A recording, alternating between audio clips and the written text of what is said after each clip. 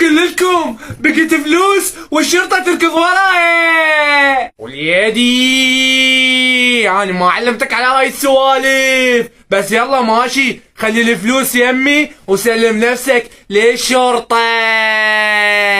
يما ابني لا اعطيني اياها الفلوس، خلي اروح اشتري بيها الذهب واغور نسوان عمامك. هاي لا يا ربي لا تخلي خابر حبيبي بابا، اقول لا تجي حتى خاف يكمشون الشرطة.